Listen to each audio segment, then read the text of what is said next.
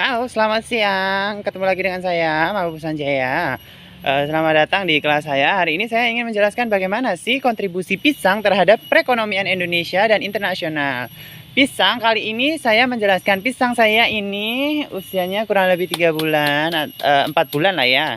Kemudian dia sudah kita kasih pupuk gitu ya, pagi dan sore hari gitu ya, pupuk kandang dan pupuk kompos.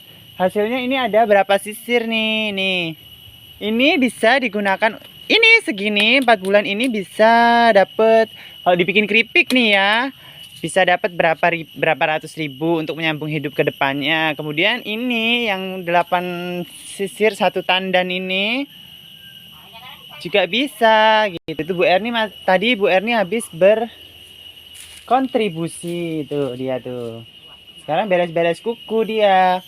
Berkontribusi atas ubi jalar nih, ubi jalar. Ini ubi warna apa juga nggak tahu. Tuh dia kasar sekarang ngomongannya karena dia udah kecewa berat karena identitasnya tidak diberikan oleh pemerintah kabupaten provinsi gitu. Kita sih udah berdiskusi terus menerus, tidak hanya satu orang gitu ya. Di lingkungan sini tidak ada satu orang, semuanya pejabat juga begitu ya.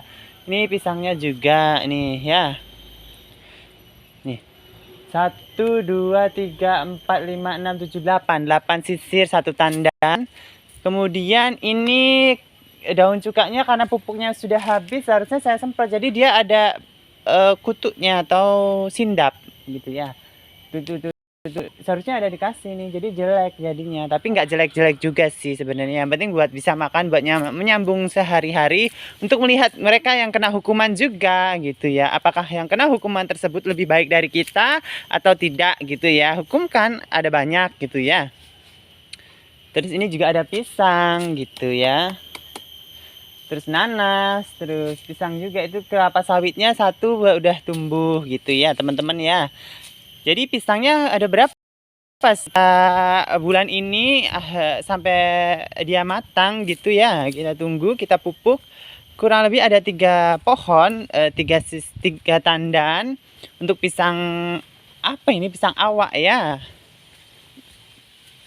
Kurang lebih bisa untuk musim depan setelah disisir ya kematangannya gitu ya. Kemudian setelah sembari kita menunggu panen pisang gitu, ada kelapa yang sudah waktunya dipanen ya, 5 sampai 6 biji. Oh, it's okay ya, kita panen, kita taruh di pasar. Untuk apa? Untuk memberi listrik, menyambung hidup kita ya, karena uang kita ditahan oleh pemerintahan bermata uang masing-masing gitu ya. Untuk berkontribusi lebih lanjut bagaimana sih begitu ya, kalau kita tidak menjelaskan seperti yang itu gitu ya.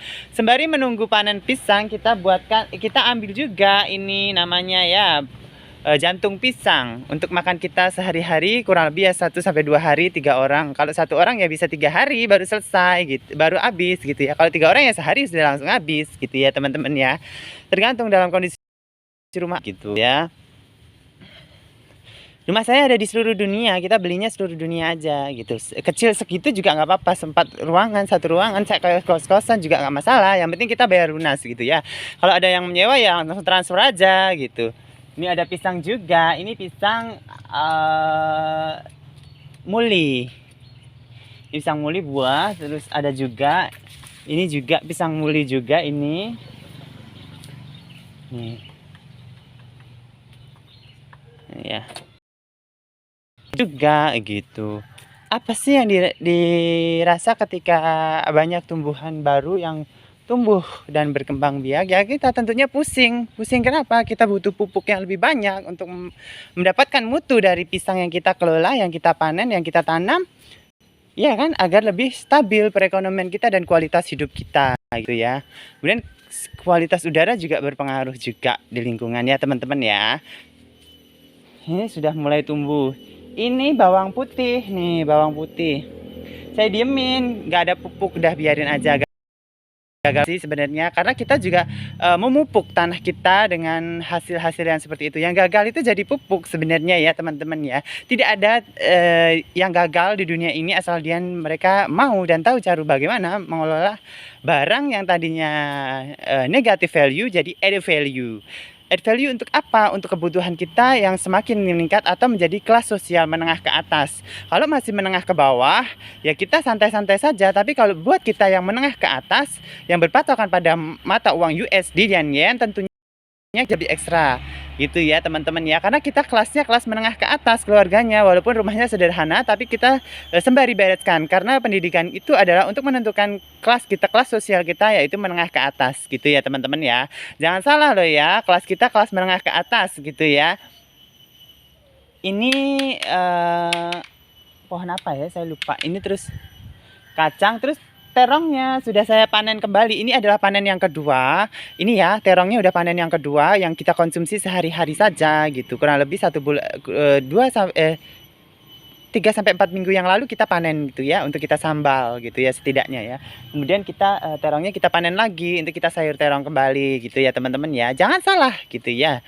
Kita tidak boleh jualan di pasar, it's okay. Kita juga jualan lagi langsung aja di internet menggunakan kode paspor. Kita daftarin AMDAL. Kemudian this is a businessman for our country and then your country, because you and me on business relationship from international and national education. So remember that you are important to travel around the world to share how to make your middle up cluster.